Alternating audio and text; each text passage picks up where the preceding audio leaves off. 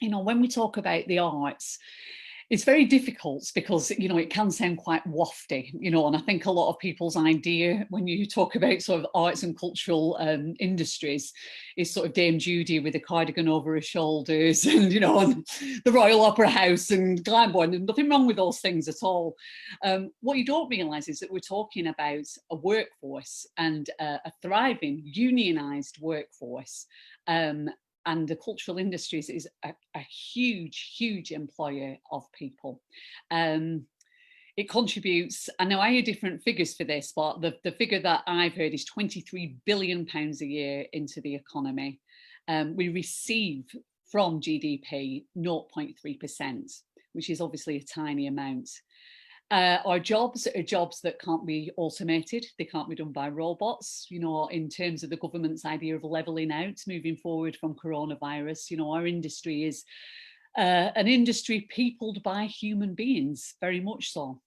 So, it's robust and it's real and it's full of people who are not just actors and musicians and dancers and singers. It's also cleaners and electricians and people working stage doors and cafes, people serving behind the bar and running the courtrooms. It's people who are doing incredible community outreach work, who are absolutely, healing the people in our towns and cities at the moment as they work their way through this virus. So it's really important to remember that it isn't I saw quite a lot of stuff on Twitter about all the arts, and like it's some fancy pants thing, and it's so much more than that.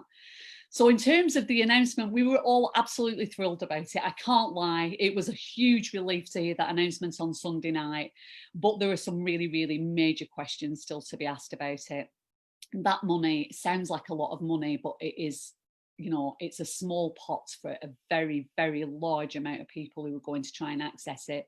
So the questions are about distribution, who will receive that money, the speed of distribution, because time is absolutely of the essence now.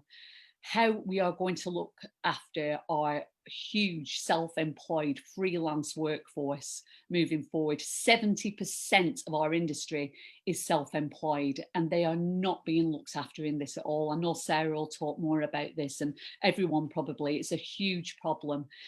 And in terms of the hardship grants that are coming forward and all the different rescue packages, that immediately comes from a place of inequality. It assumes a level of bureaucracy literacy from us all that a lot of people don't have.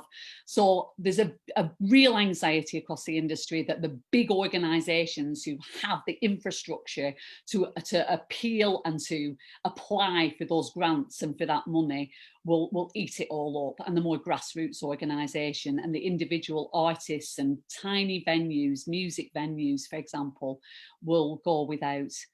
The final thing in the sort of package and the big question that has to be asked, and I know that all our panel will be talking about this tonight, is about equality.